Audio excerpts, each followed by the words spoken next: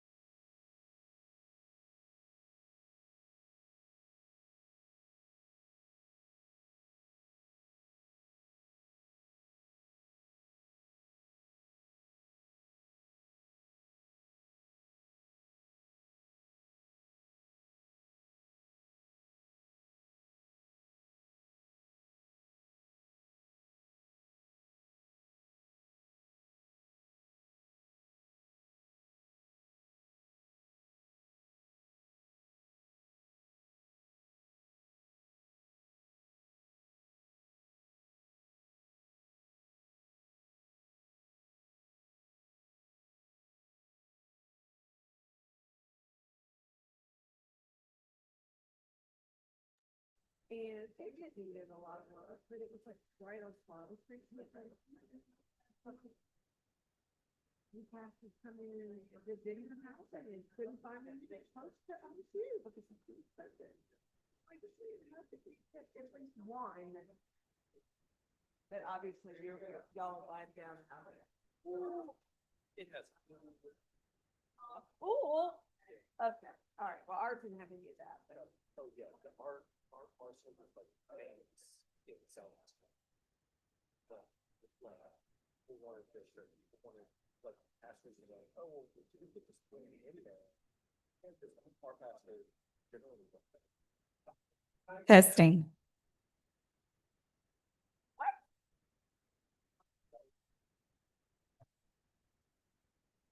Okay, well, good, I'm glad you saw it. Yeah. Hope y'all made some money.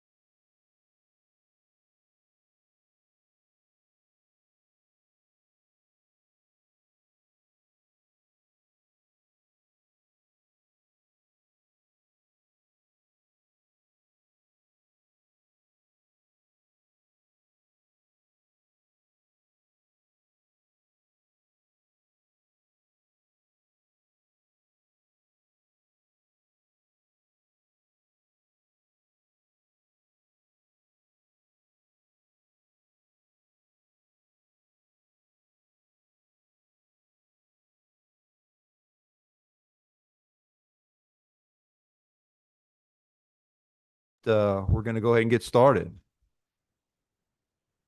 Mr. Walker, do I have the green light? Right.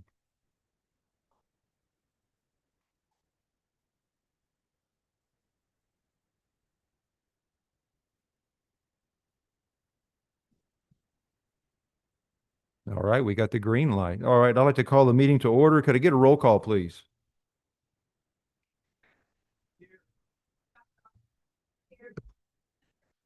Here. Here. Here. Here.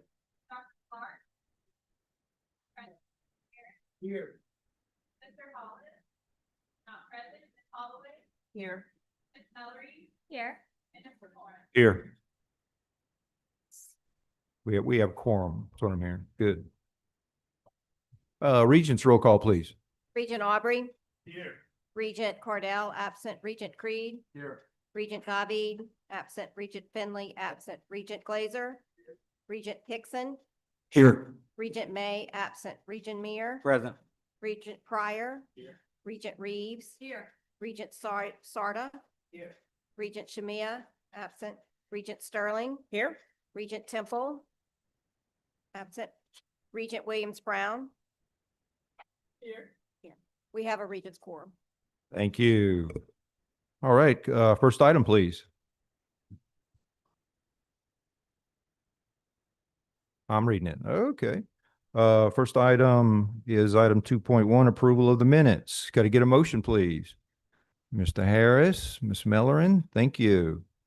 Is there any comments from the board on the approval minutes? Hearing none. Do we have any public comment? Hearing none. That item is approved. Next item. Next item for consideration is item 3.1, consideration of an update report regarding course additions to the Tufts University core requirements. Can I get a motion, please? Over here, Ms. Champagne, Mr. Birkin, Dr. Brumley, I believe you have the ball. Yes, sir. Thank you, Mr. Morris. First of all, I'd just like to acknowledge that Dr. Craig and I are going to do our best to hold this together in the absence of Commissioner Reed and Regent Cordell. We have committed to each other that we will keep this between the lines and moving the ball up the field. So bear with us in our work today. We're excited to serve you all. So the first item is a consideration of an update report regarding course additions to the Tufts University core requirements.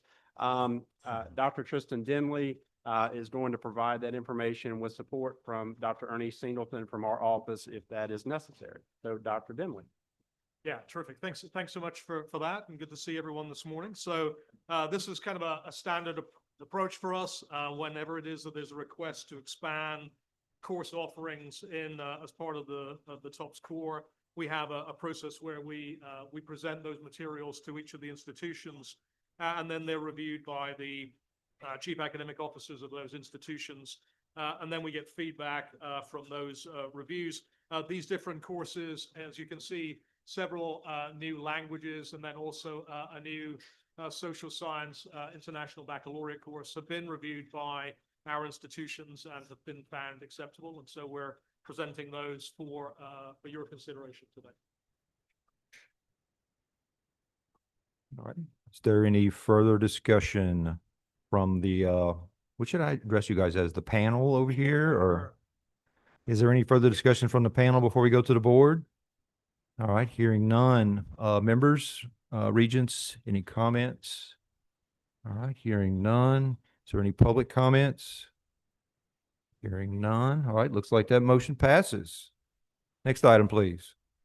Next item is consideration of update report regarding Act 347 of the 2025 regular legislative session, TOPS Excellence. Yeah, so I think this is me again. I think that's gonna do. Are you? Can I get a motion?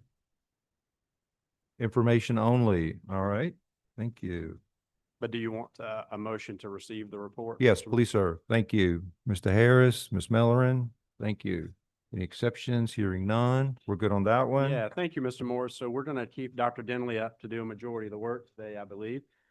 So first of all, I can say that we were pretty excited about some of the work this legislative session at our agency.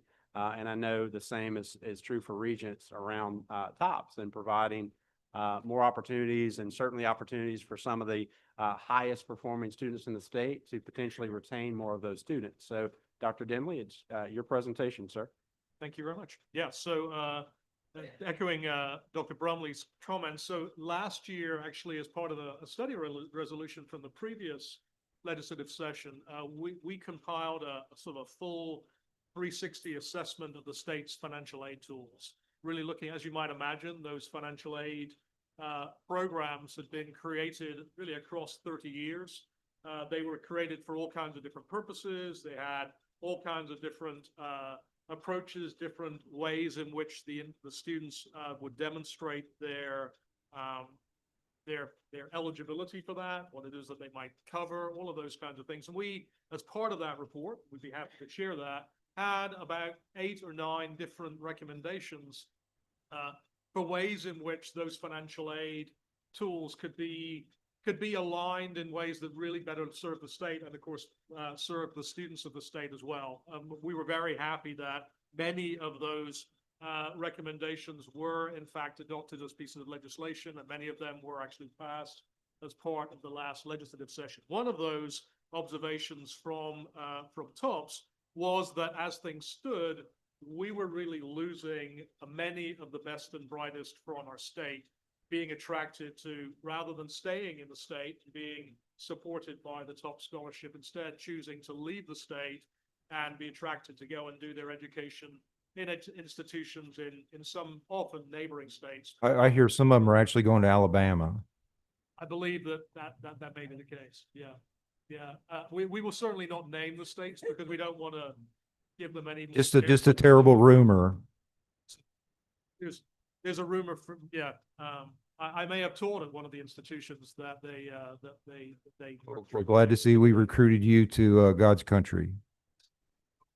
take that the manner it's intended. That's right. So one of those things was recognizing the fact that as things stood, the TOPS scholarship had really been frozen in times in 2016-17. So the opportunity, performance, and honors scholarships, the amount of money that students received was frozen at the tuition rates in 16-17.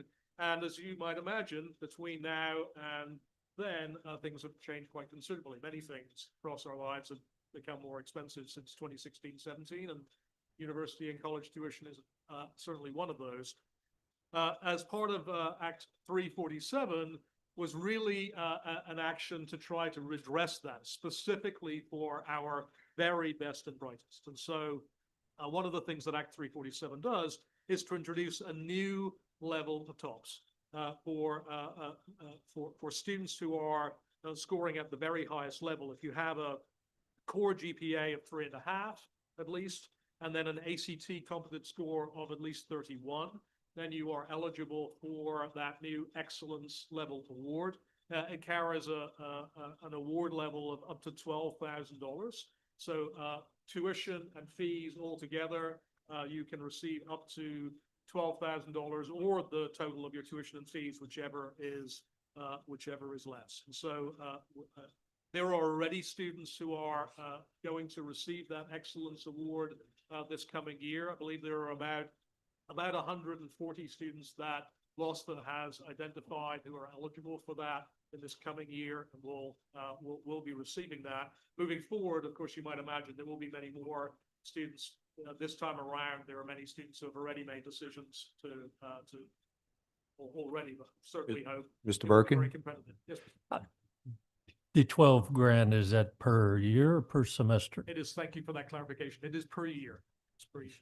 As well as that, there are actually some specific elements of that for people who are part of the National Guard. So if you're an Excellence Award recipient and you're part of the Louisiana National Guard, you also receive a book stipend and also a stipend to cover other additional expenses as well. But as you might imagine, it's primarily primarily students will receive that $12,000. All right, thank you. Members, any comments, questions? And that starts for which this It school? is, yeah, part of this academic year. So there are students who are, already beginning. There are students who are already on campuses who are receiving that award as we sit here. Great, very encouraging. Keep Sure. those rising stars in state. Yes, sir. Light didn't come on, but Dr. Denley, will we be able to track the number of students who are in that new category as compared to the prior years, and just to see if it's been attractive and would the data suggest that we're getting more or retaining more of those students? Yes, we will. So actually, every year we produce a report, our TOPS report, and in that report, it's a standard item for us to look at not only the students who are eligible for the various TOPS awards, but the proportion who actually choose to receive those awards. So we will track that. We have already done the analysis to see, well, what does that yield rate, if you will, look like for performance, honors, and opportunity? And so we will be able to see for those students who are in excellence, do we see that increased yield rate, as we would hope that we would, for those students who are at that very highest level. It's also the case, we don't do this every year, but we did do it, I guess the year before last, and we will look to do this again. We'll give it a year and then do it again.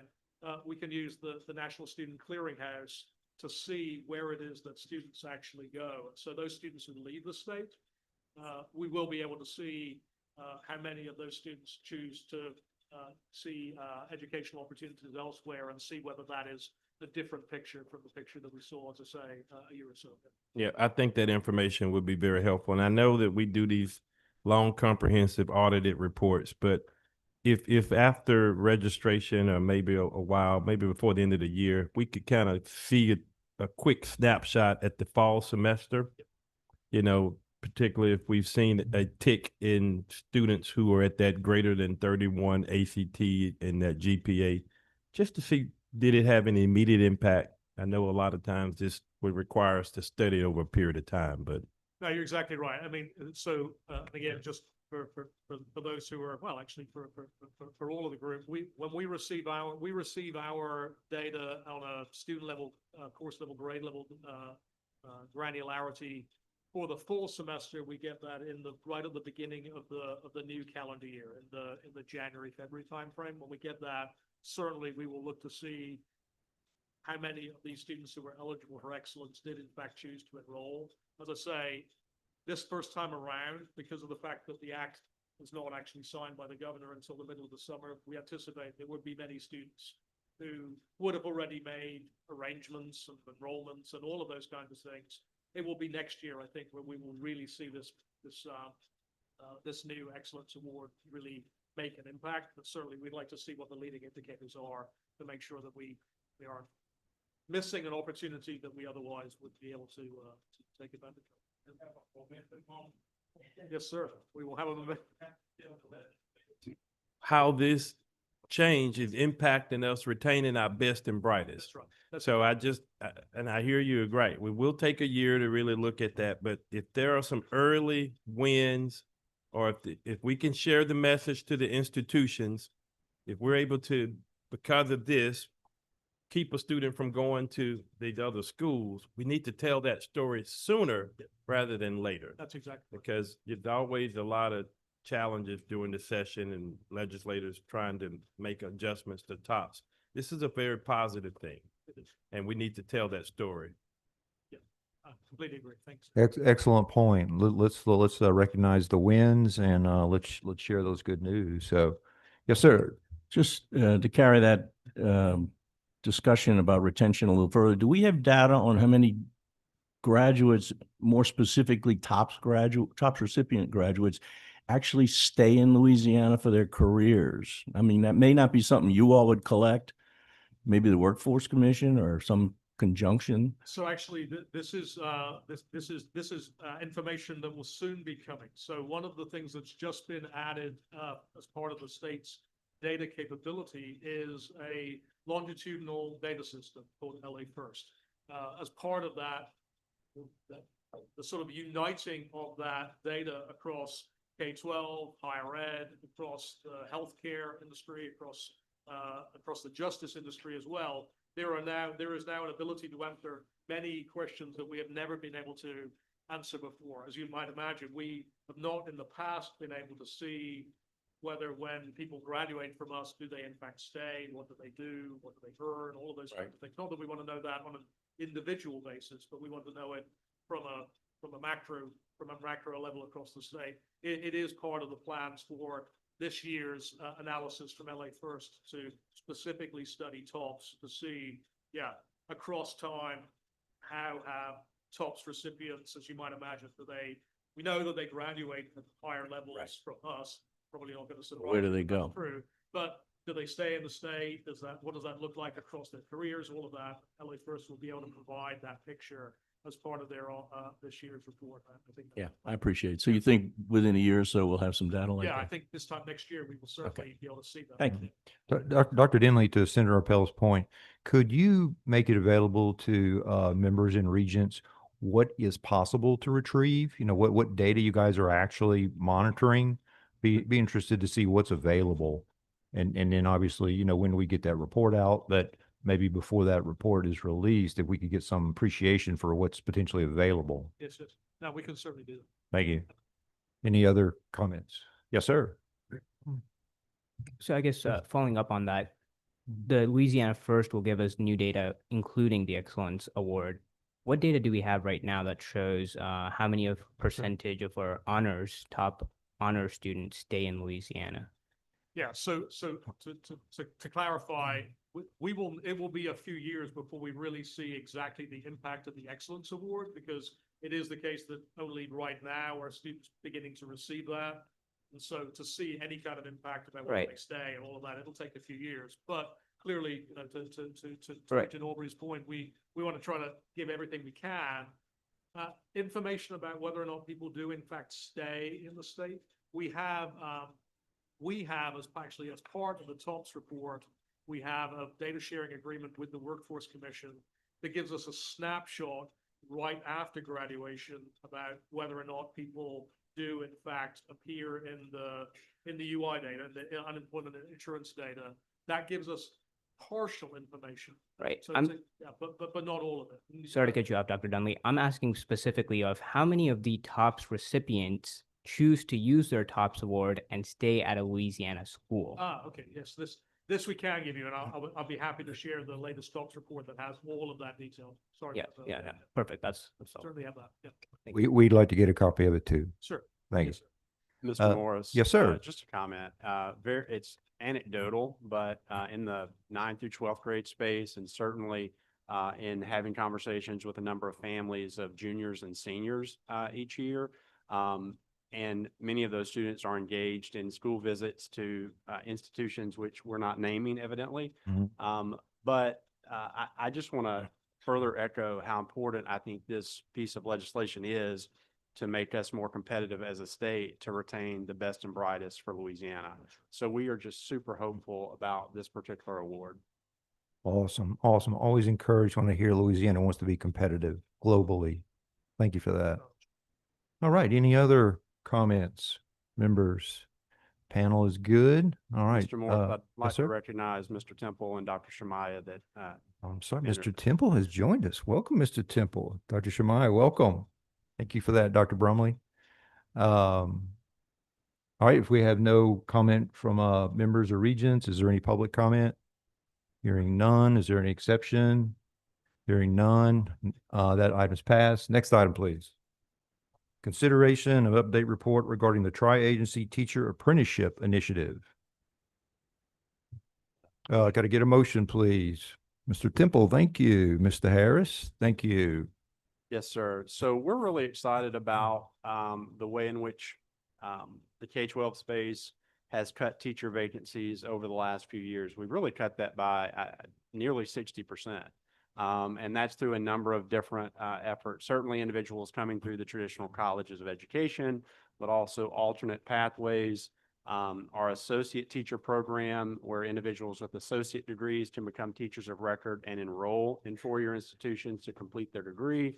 And then permitting for master's degrees and bachelor's degrees so that people can teach in the classroom.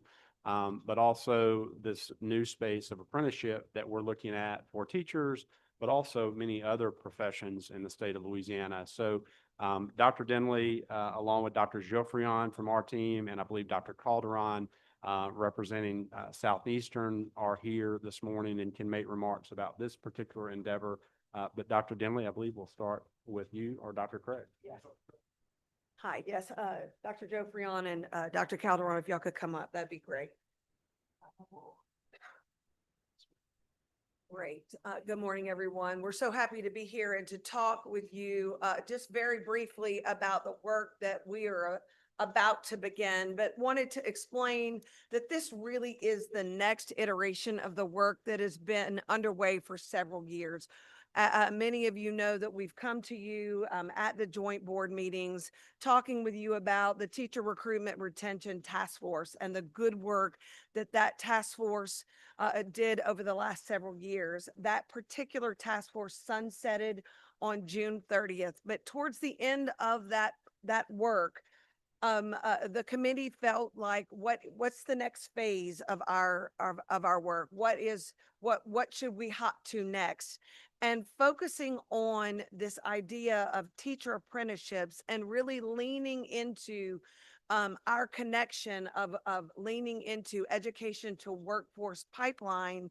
This was the next step, if you will. We've got some pockets of goodness happening across the state, but really wanted to have a coordinated effort between our three agencies. So this isn't a task force, it's not a commission. And really, Dr. Brumley said it aptly. We didn't need a resolution telling us we need to work together. We work together well on our own. And so what we are doing is the Board of Regents, the Department of Education, and the Louisiana Workforce Commission are coming together quarterly to really solve for this problem of teacher apprenticeships and possibly having that year-long residency have additional funding for those students who are in our teacher preparation programs to have some additional funding while they are giving up a full year in our school setting. So I'm going to turn it over to Dr. Calderon, Dr. Geoffrion, to really talk about the teacher apprenticeships, the model, and then what we might do moving forward. Good morning, everyone. Thank you for having me here. This is really exciting work. When Dr. Brumley and Dr. Geoffrion reached out and asked if Southeastern would participate in a pilot, we jumped immediately because we tend to lose students after their junior year when they realize that they cannot afford to pay full-time tuition for 2 semesters and work for free and not have a job at all. And I've said this in front of all of you before, there is no way that you can bartend until 2 in the morning and then teach English at 7:30. It's just not going to happen. Something has to go. And so this is really exciting. I've got a few college ambassadors who have already been doing tours, VIP tours on campus, and they have said, and we have this teacher apprenticeship, and I'm going to get paid next year. And so they're already talking about this, and we're excited that it's going to grow a little bit. I know that there's many different types of apprenticeships. What we have started is just that residency year. So think of it as a paid residency. They have gone through their freshman, sophomore, and junior years, and then when they get ready to go into their residency, they're getting paid the price of a para. No less than the salary of a para, which means that they are invested, they have insurance, they have retirement, and when they get hired by that district as a certified level 1 certified teacher, they're starting off in year 2. And so it's a win-win for everybody. It's a win for the school system as well. And we might, after this is really successful, we might branch out and start para to educator and allow our students to be apprentices during their sophomore year, during their junior year. But just to be clear, right now it's in year 4. So you'll notice on slide 13 what the traditional student actually goes through. During the 4-year process, the student pays tuition for each of the semesters that he or she is enrolled, including during the resident year. So you all would be familiar with the past student teaching, which was typically only one semester. So in Louisiana, students are required now to actually do a year-long residency. When you look at slide 14, we actually have an example of what year 4 would look like. So similar to other high-need professions such as welding, process technology, or millwrights, this model actually provides a full apprenticeship for those who are participating in the 4th year of their teacher education program. The individual becomes eligible to receive a paraprofessional pay during that resident year. So in year 4 of their college enrollment, they're being paid by the school system at the paraprofessional pay. We do give you an example, and obviously the pay is going to vary depending upon the local education agency that the individual would do that resident year in. But we feel as though the resident should receive the same opportunity that other apprentices in high wage, high need positions do receive. Is this available? Is this available to all college seniors? So it is currently available only to the apprenticeship agreement that we have with Southeastern and Tangipahoa Parish School System. So Southeastern is the exemplar for the state. Yes, so we. Congratulations, Dr. Calderon. Yeah, we at the department, in conjunction with Southeastern, actually applied to be an apprenticeship model to the Louisiana Workforce Commission, and we were granted. So now, because we have an exemplar model, we are able to expand that to any university and school system who are willing and able to participate. We don't currently have funding available. Southeastern and Tangipahoa actually work through that together, but we are applying for several grants and looking for opportunities to be able to expand this model. Yes, sir. And I'm sorry, we have a question from the Regents. Dr. Jeffrey, why did you exclude welding? It's not in the apprenticeship. Welding is not excluded. It was used as an example. So we're currently across the state of Louisiana doing this apprenticeship model with several high wage, high demand jobs. And welding is one example of a profession that these apprenticeship models already exist in. Great question. But what we're trying to do here is take this model that's been in existence for other areas like welding and apply it to the teaching model. For many years, this residency, this year-long residency, where our teachers, even if, let's say, for instance, Southeastern students started today. Dr. Calderon is here with us, but they started today. Her residence started back on, I believe, August the 1st or 2nd when school opened in the parish where they began, because as part of the year-long residency, they go in the schools when the schools open and they stay until school's end, even if they graduate on May the 12th or 15th. And so what we're trying to do now is take this fantastic model of apprenticeship and now apply it to the teaching profession. And that is the reason for this tri-agency work group that we're just starting, right? We're just starting this initiative, and we're hope to come to you in December with some updates on progress that we've made, because this is just the beginning. And for those of you thinking about your constituents, they're already knocking on my door. And we are looking at ways, strategic staffing ways, so that they can get apprentices in their schools as well. And so we're not stopping with just Tangipahoa Parish. We are looking to expand. It's just, we're taking baby steps. We want to do it right. Do you guys have a head count for this semester, for this year? I don't even know, 5. I think it's starting off with 5. Okay. I have a quick question. What's the supervision model for the apprentice?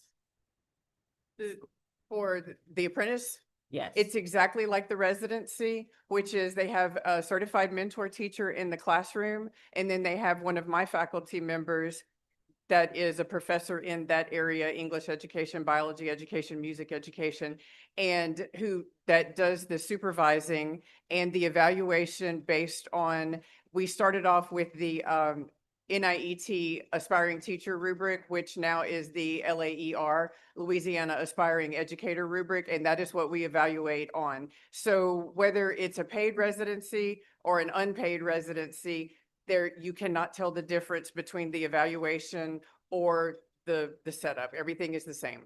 What's the requirement of the supervising faculty to touch that apprentice? Supervising faculty or the mentor teacher in the classroom? The supervising faculty. Supervising faculty has to meet all SACS COC requirements to be hired at a university, which is a master's degree or higher. Those who are supervising our post-baccalaureate interns all have doctoral degrees per SACS COC requirement. They had to have been a classroom teacher in that content area. And so, for instance, if I have music ed students, I have to have a music ed supervisor. What's their requirement to actually interact with the apprentice? How many times do I actually see that student, that apprentice? So in the schools, you will see them a minimum of 4 times a semester. So that would be 8 times a year. And then you have meetings with them, virtual or face-to-face, in between those 4 times. Okay, thank you. So in addition to that, they are supervised by a certified mentor teacher who is with that individual through the entire residency. And that apprentice actually does the teaching in that mentor's classroom. Super. Where does where could the funding come from for that apprentice? So we've actually been working in conjunction with several agencies, and we've just recently submitted a grant to the federal government that we are very hopeful that we will receive. It's a $3 million grant. If we receive that, we will begin to bring sort of to fruition the model that we're using. We would allow other universities and school systems in partnership to apply for funding to the department through that grant. Mr. Birkin, I would also offer that school systems may want to, on their own, participate and fund something like this because they know they have a designated candidate that could seamlessly transition right into their system in year 2. Well, that's what I was wondering, if the student teacher agrees to a 2 or 3 year contract, would they not want them to pay them? Is that a requirement for the apprenticeship that you have to teach at the school for 1 year following graduation?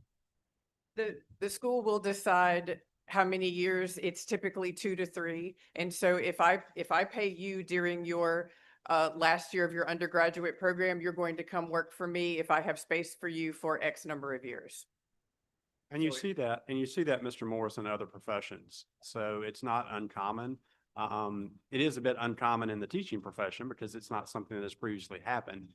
But I do think that systems are very interested in, what can we do to attract, talent into the system. So I think you will see more of that. But certainly, as Dr. Geoffrion mentioned, if there are grant opportunities and otherwise that can be a catalyst for some of this, that would certainly be supportive as well.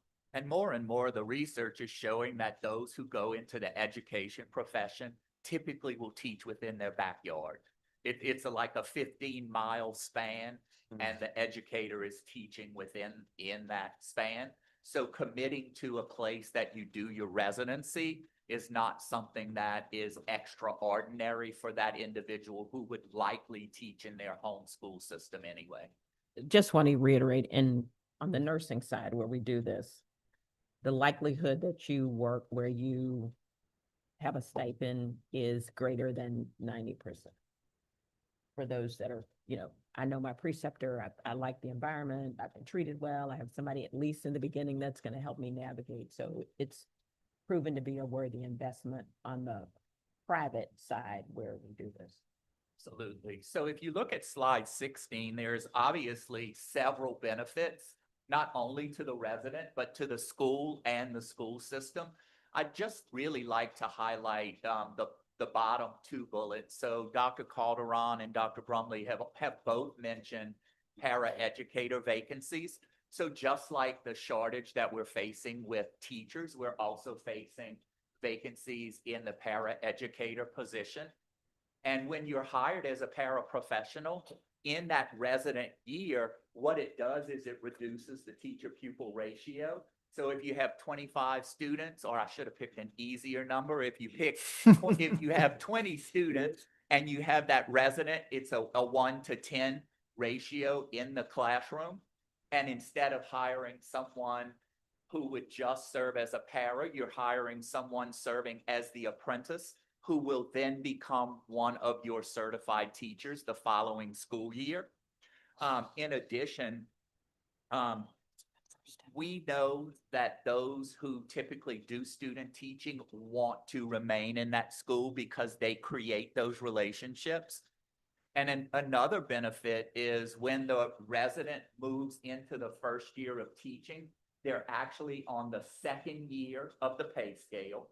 And they've also been able to receive insurance and benefits. So when the individual gets to retirement age, they're also increasing retirement and increasing the amount of time that that resident has benefits. And that's a win for everyone. Super. Sounds like a great plan. Yes, sir. What precedent and where has anything like this? Have you all studied anything like this? I love the idea. I just want to know. So as part of the tri-agency work group, we are working with a group, Deans for Impact, that has done a significant amount of work in Texas. And they've been very successful with this model. And as we are actually working with this group to bring parts of the Texas model here. Going to Texas. There's also another state that we will not name that the legislature has actually authorized the use of multi-million dollars for this across their entire state. And so we are definitely studying that model as well to ensure that we provide the Louisiana residents the best opportunity for success. I appreciate the outreach there to other states. Happy to share with everyone comments that Secretary McMahon shared with us during her visit last week. She said she's going to Texas to see how AI works. So might want to keep that in mind as well. Mr. Temple, also, I would just say, as Regent Sterling mentioned, there are other sectors that do this, and we can learn from them as well. So while there are some sectors specific to this, some examples specific to this, nursing is a really great example, as well as some of the other fields. Great. Yeah. They're all. All right. Any other comments? I think you probably said it, and I may have missed it, but do you anticipate this, Dr. Craig, replacing as we apply this? Do you see this apprenticeship model replacing the traditional student teaching model? Well, no, because right now the model that is currently in place is the year-long residency. What this is now going to do is just add an extra benefit to the actual resident that it's paid. So the residency model is a BESE requirement. The year-long residency is a current BESE. Not the semester. Correct. This has been in existence since 2016. So Okay. we've had, but we've seen a pattern, as Dr. Calderon has mentioned, of some residents who get to maybe their late sophomore, early junior year, financially realizing that they are unable to continue. They change to a general studies degree and then go back and get an alt certification. We'd prefer them to continue throughout their education, get the degree in education by allowing this year-long residency to be paid. So we're just looking at options. So I don't think it's going to replace anything. It's going to create an added benefit for those teachers who are continuing in the education program. Okay, thank you. Senator Pell? Just a question, maybe I'm getting way in the weeds, but do we have any studies that show the efficacy of these apprentice teachers, paraprofessionals? How many years does it take before a teacher achieves a high level of success in the classroom? I mean, is that something that y'all are studying, or are we just putting a body in there? I guess that's my So question. We actually publish a workforce report annually that is presented to you all. And what we have found in the workforce report is that those who do the year-long residency tend to remain in the profession longer than those who don't have that year-long residency, which is what we want to prevent, those who want to go into education but do the alternate pathway to get to that. The other significant piece is during the first year of teaching, it's critical that the teacher have a mentor. And we've got research that shows that in addition to doing the year-long residency, having a successful mentor, that first year teacher, that first year of teaching increases the likelihood that the individual will remain. In So the profession. they're not thrown into a classroom, they're thrown in, my words, thrown in with a mentor so that there's, yeah, that was where I was going. Yes, Thank sir. you. Mr. Bell, I want to add to the workforce report that we provide you. There are a lot of good data in there that show, if a teacher is certified here, if they went through this program, this is their longevity, this is their success. So when we get to the point in the BESE season, when we present that, I think you'll appreciate a lot of the data points that are included in that. Yeah, well, again, I'm not so concerned about longevity as I am about Performance. efficacy. Yeah. Yeah. Right. And I think you'll see that in the report as well. Okay, thank you. Mr. Castillo? Yeah, I was going to speak from the other side. If you're the employer, if you're the administrator, and you're hiring a first-time teacher who's never been in a classroom and you put them before students, now that's scary. There was one incident where there was a teacher like 2 days before just said she saw the kids and said, "I just can't do this." And having that experience, at least 1 year or something, gives an employer, an administrator, school administrator, some level of comfort. Yes. All right. Any other comments from the board, Regents? Hearing none. Our panel, any other comments? Thank you so much for that update. Very encouraging.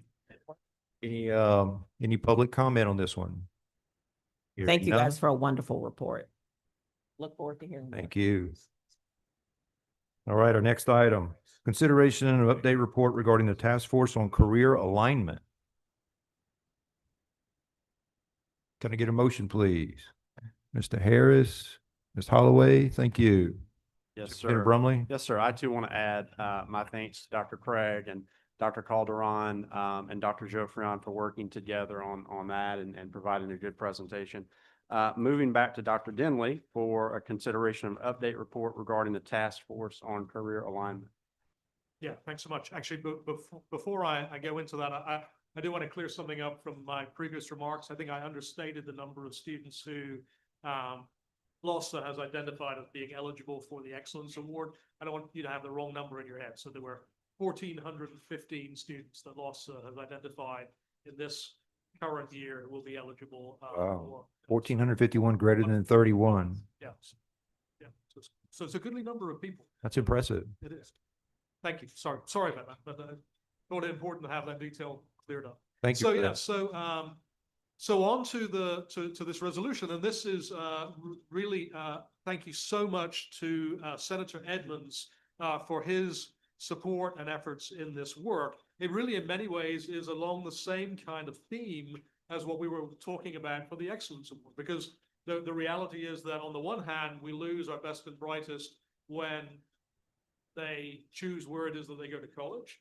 But another place where we end up losing folk is after they graduate, if they're not able to find lucrative employment here in Louisiana, then they leave and go somewhere else. And so this effort is really trying to find ways in which early and in intentional ways we can help students who are in college to make those connections with Louisiana employers, identify what are the effective employment and career pathways that they can explore, make the connections between what it is that they're studying and what it is that they might do after they graduate, and then really try to make that be an intentional part of the educational experience in our colleges and universities. There is a fair amount of national work that is being undertaken right now, principally by the Strata Educational Foundation, to really study the efficacy of what they call quality coaching. This is about making sure that when students are in college or in university, that working with the Career Center is not an afterthought that you do in the spring of your senior year, but instead is an intentional, orchestrated experience that is part of your first year. That right from the very start, you start to figure out, okay, so where am I headed? What might I do? What are the connections that I might make? What are ways in which I might build that into internships that I do in the summer, or work-based learning kind of experiences that are integrated through my degree or program experience. And so all of that has, there is a pretty significant amount of evidence to show that all of that has very significant impact on the ways in which graduates are able to then make good on the credentials that they have earned. And of course, it stands to reason that if we're able to make those connections early, then it makes it much more likely that graduates will, in fact, when they do graduate, not only find those good career opportunities, but find them right here in the state of Louisiana. And so that's the work of this task force that we have now representatives from really all across the state, industry kinds of organizations like Leaders for a Better Louisiana. Dr. Brumley is on that body, as is LED, the Workforce Commission, representatives from the regional economic development offices, and of course, all of the universities and colleges are represented too. We will now be spending the next roughly year and a half to really identify what are the established evidence-based practices that we can bring to the state. What is the best kind of practices of being utilized across the country to make those connections early and in very tangible ways? What are ways in which we can expand work-based learning opportunities across our institutions in all of the kind of different ways that might be, both from an industry standpoint, but also study abroad, service learning, undergraduate research. All of those we know have significant impact on exactly this kind of work. And then lastly, creating a report card, creating a way which we can assess the ways in which our institutions are actually piece by piece putting those evidence-based practices into place. So the first part of this will happen just in a few months. We will have our first interim report in January of 2026. The final report will be in January of 2027. But the committee has already started meeting. We met late in July for the very first meeting. The next meeting is in September the 4th. I'm happy to send details for that for any members. So this isn't in place today. It's a work in progress. Is that what we're hearing? That's exactly right. And so, of course, on every campus, there are already ways in which people can engage with career offices and all of that. Those kinds of things have been happening for a number of years. But this is really trying to double down on really in very intentional and deliberate ways, weaving those kinds of experiences into the degree experience itself, not sort of having them as an added extra. And can you help me out? I didn't catch it right away. Who all's involved in that process to develop this strategy? Yeah, so there is a very broadly representative group of this career task force. Happy to give you the full membership list. There's about 20 people who are on that. You can just ballpark me, by category as opposed to individual. So yes, of course, representative from all of the 4 systems in higher ed, both leadership representatives and then also people who are on the ground involved in these kind of activities.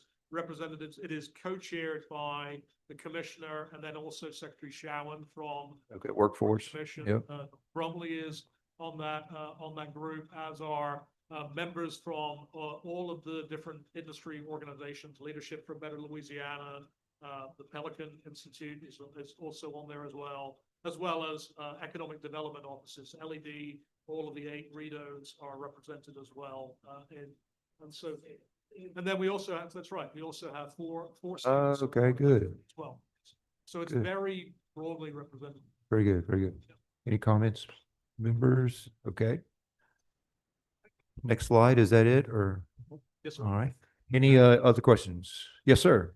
So you mentioned students on there. Are these students going to be widely represented across all 4 of our systems? Right, there is a student representative from each of the 4 systems. Okay. I'm happy to make that connection. All right, other questions? All right, is there any public comment? Hearing none. Any exception? Hearing none. Next item, please. 3.5.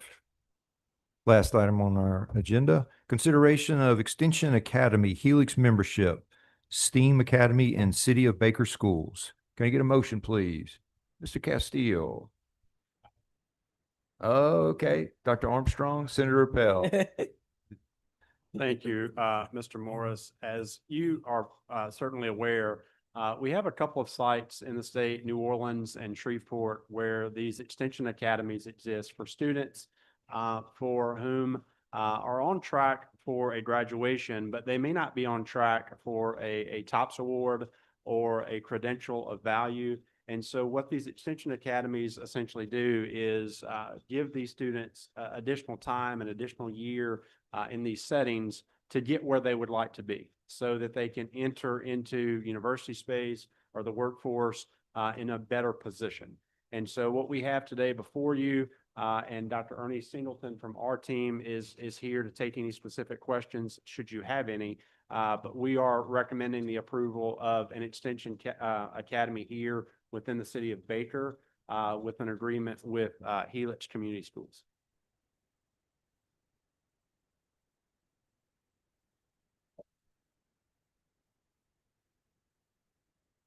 Morning, Dr. Singleton. You want to introduce yourself and you have a presentation?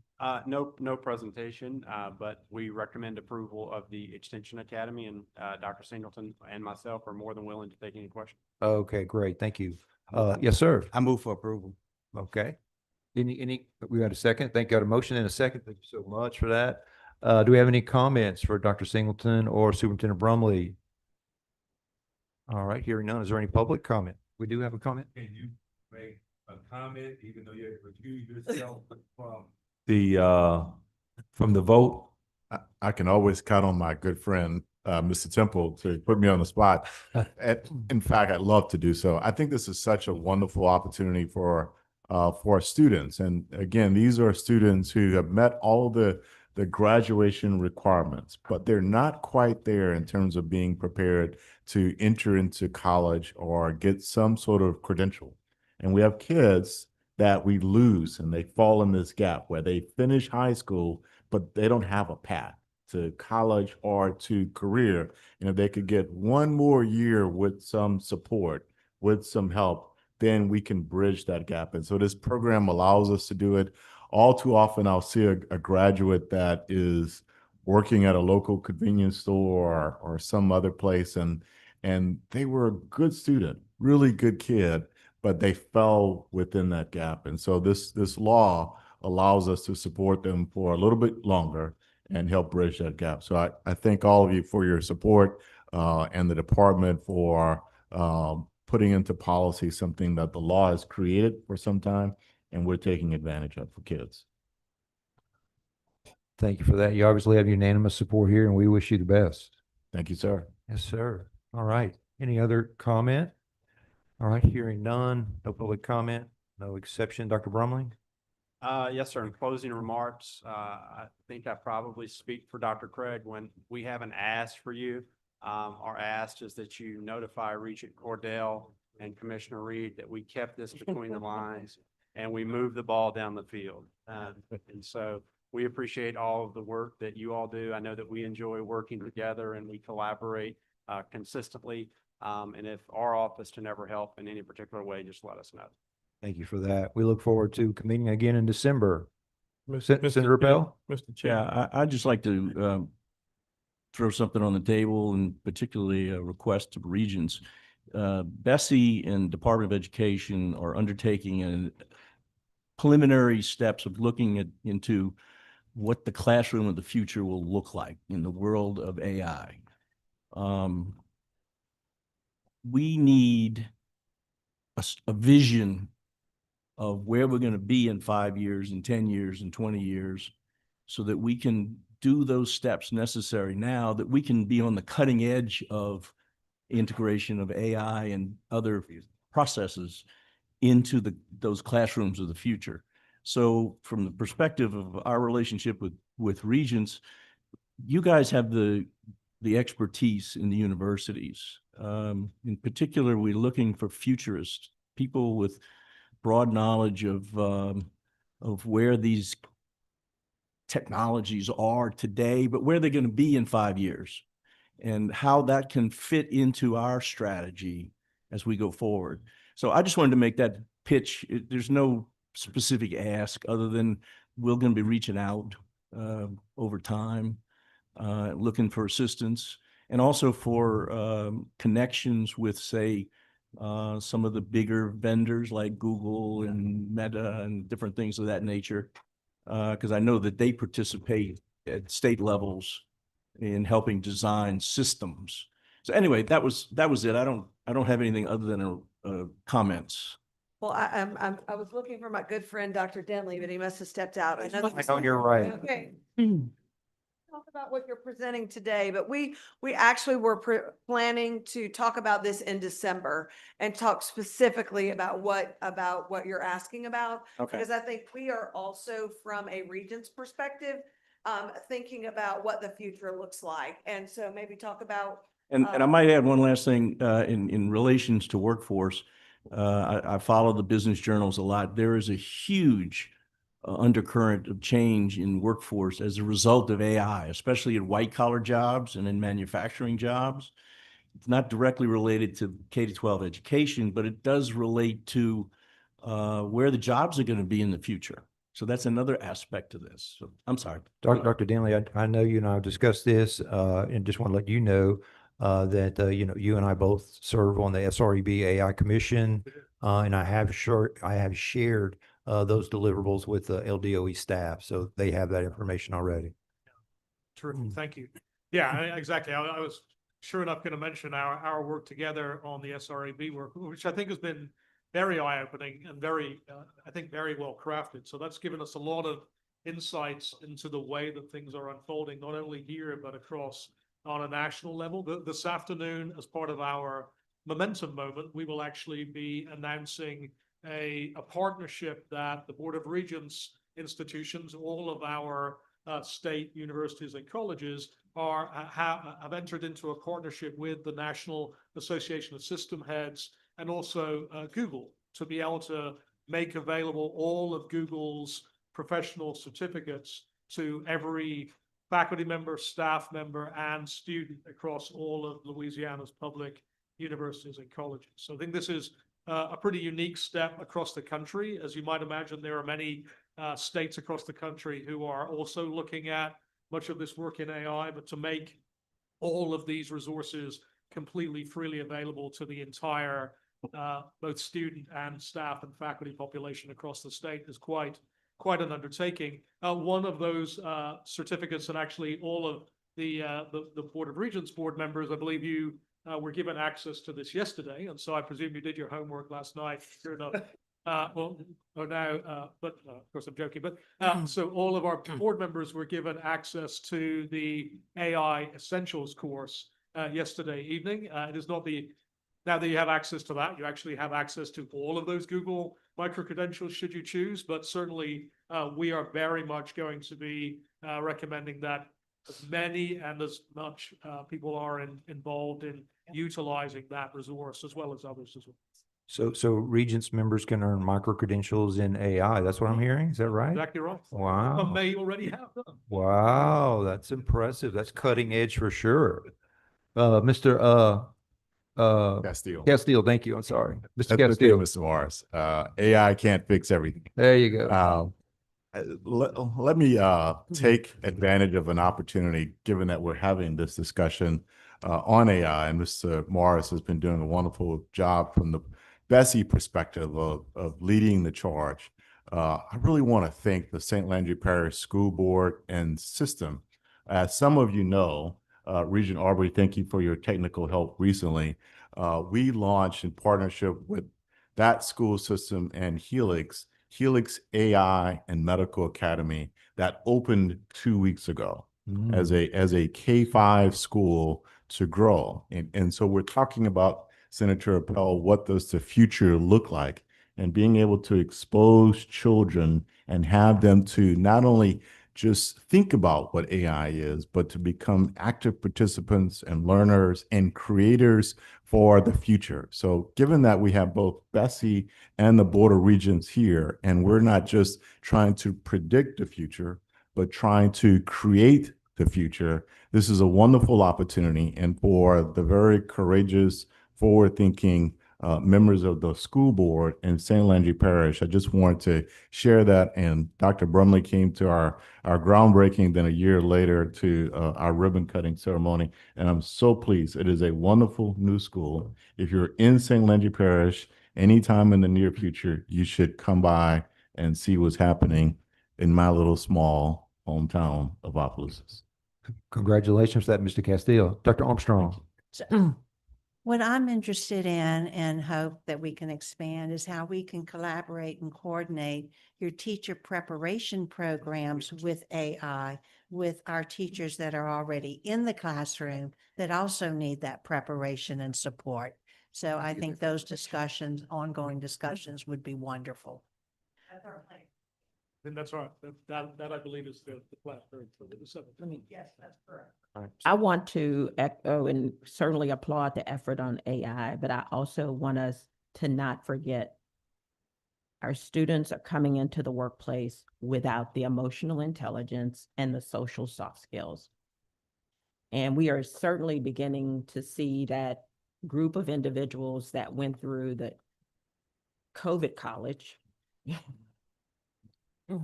come into the workforce with some significant deficits. And so while we certainly want to make sure that we have all the innovation in those pieces, we have to make certain we think about, in healthcare, we never thought we had to teach compassion. We thought it was something that nurses just naturally had. And then there now is the science of how to teach compassion.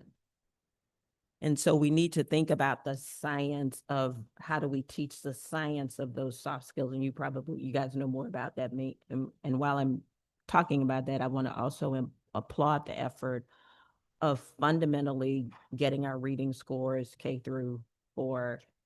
Great work, lots of good progress, but we've got to get our kids reading on level to even get to the gate. Yes, sir.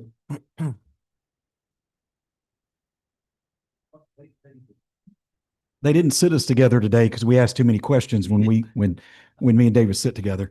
I just wanted to say, and this goes back to your comment about 5, 10, and 20 years.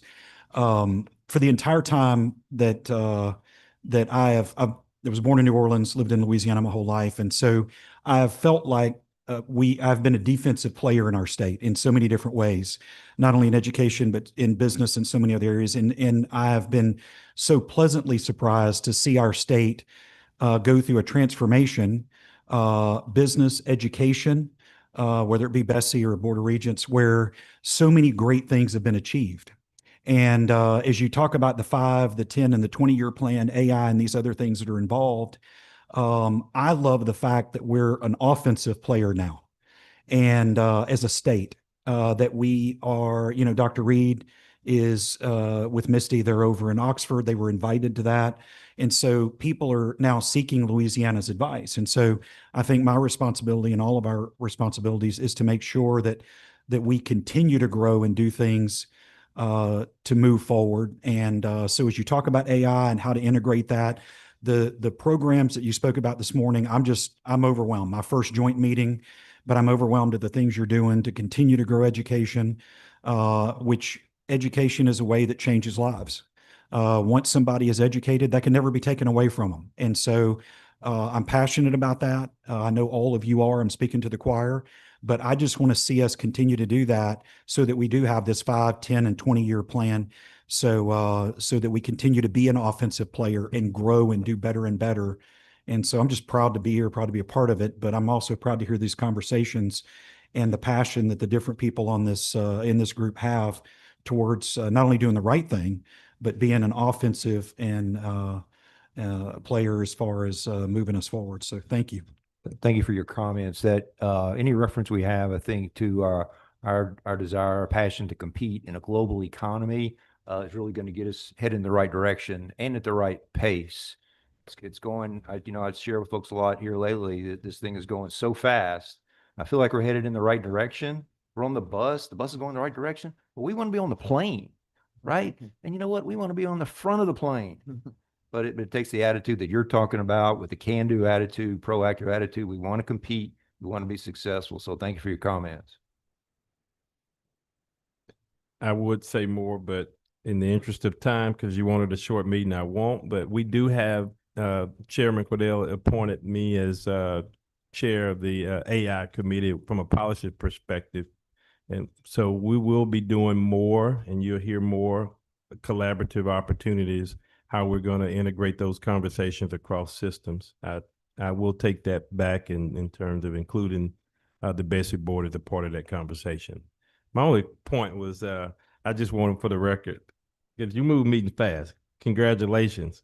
But just one note that I missed earlier, just a correction on the minutes, just for whoever taking the minutes, I was present. And there's some discussion. You'll see my name throughout the minutes. So just correct that. That's all. We got that. We got that. Thank you, sir. Any other comments? Going once, going twice from the panel, hearing none. All right, I think we're adjourned. Thanks, everyone. Mr. Morris, I know I'm that. sorry, Dr. Brumley, you had a Oh, comment? No, this is logistics. BESE may begin at 10:30, just FYI. Okay, great. Dr. Brumley's message to BESE members that we're scheduled for 11, but we've got 30 minutes of flexibility there, so we can actually start BESE at 10:30. So guys here in 15 minutes. Thank you.